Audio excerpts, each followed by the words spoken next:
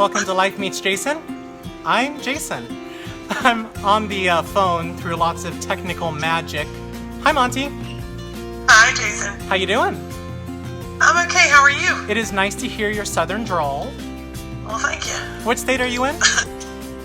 I'm in Georgia, outside of Atlanta. So I put out a post on Facebook asking if anyone has experience with challenges as a parent, and you wrote me and said that your son is autistic.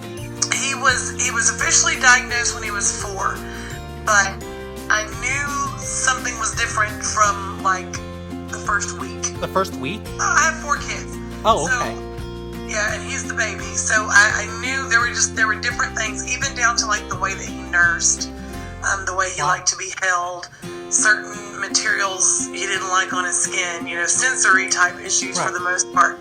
But I knew right off the bat that he was different. Some of my questions are going to be harder for me to ask than for you to answer because you're probably used to everything by now. And I think there's still a stigma, and I personally have never felt that way about those things because fortunately my family was always open about issues that we had.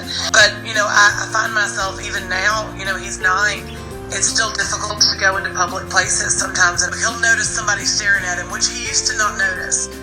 But he'll notice somebody giving him a look and he'll say, "Oh, I'm autistic," or "I have autism."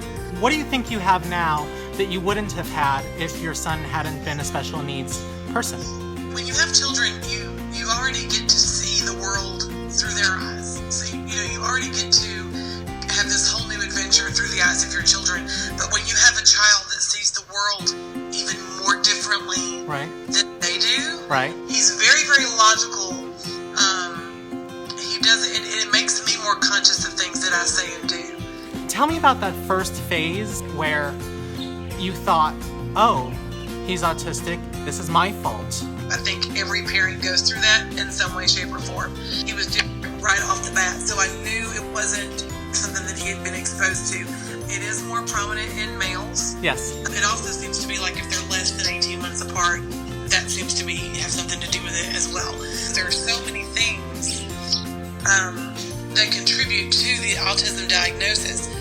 When you got a diagnosis, did this change anything for you in your life? When I personally got the diagnosis, it made me happy. Really? If I have a diagnosis, then I have a plan. If I have a diagnosis, I can take that to the school and say, here is my diagnosis, what can we do? I do have people in my family to this day that don't know how to handle him.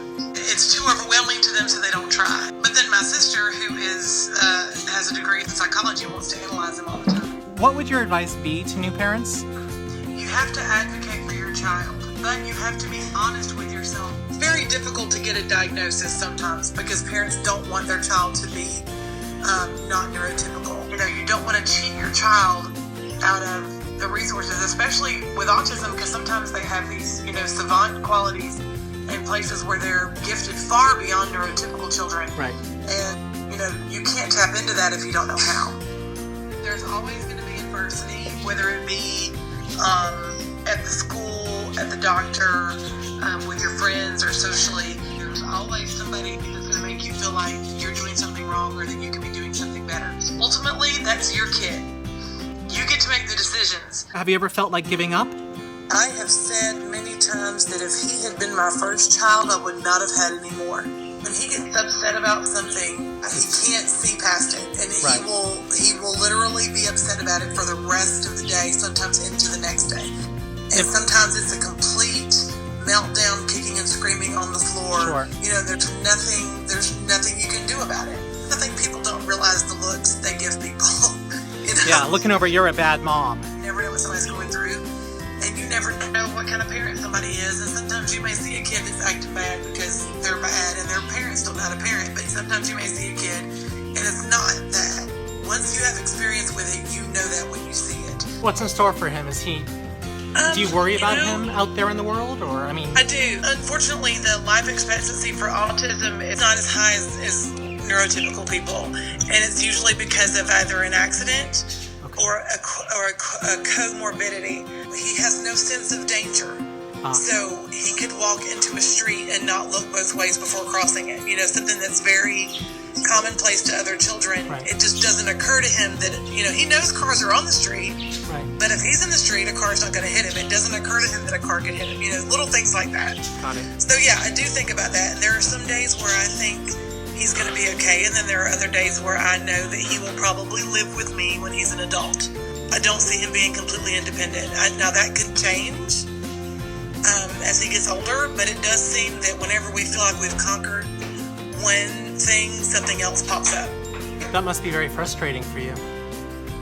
It is. It's kind of bittersweet. Like I watched a movie the other day about these women and going to visit their sons who were all grown and living in New York City. And, Right.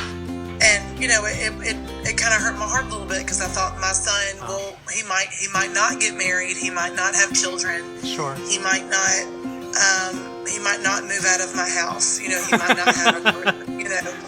And he doesn't want. He makes it very obvious right now that he doesn't want to ever leave mommy, and that's fine.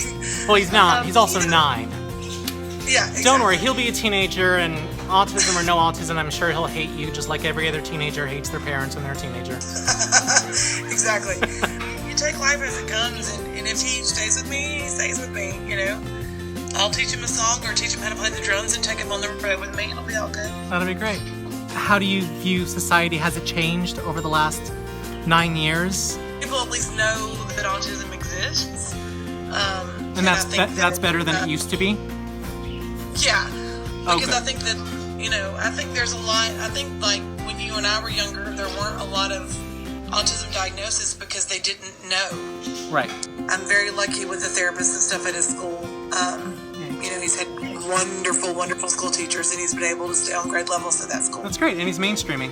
It helps him, and it helps the kids, too. It helps the kids because the kids know he's different. Loves to snuggle and cuddle, and he's very intuitive, and that's Yeah. the thing that my other children don't always give me. And I've said before, if I could change him to be neurotypical, I would not because of those things. Really? However, I don't always feel that way. If he had been born neurotypical, then I wouldn't know the difference. I see. And am I thankful that I'm different or not? Because of the challenges. What's the takeaway? You have to take everything in stride. You have to remember that you have to take care of yourself as a parent to be a good parent. You have to find your support system, whether it be a school, a teacher, a friend, a child care worker, someone in your religious community. Right. You have to rely on your support system. He's got some uncles that love him and will take him. You have to let them do that, even though it stresses you out and it makes you worry about him the whole time and they don't know how to handle him. Sure. You have to let them do that because you can't be the best parent if you're not taking care of yourself too. When you have children, self-care goes along the wayside, but when you have special needs children, it's even further. I think anybody with a special needs child will agree with that. Montie, thank you so much for talking to me. Is there anything else you would like to say, or a question I haven't asked? Not that I can think of, but if you think of anything else, feel free to All right. give me a call. All right. Okay. Well, thank you for talking to me. I really appreciate it. Of course, thanks for having me.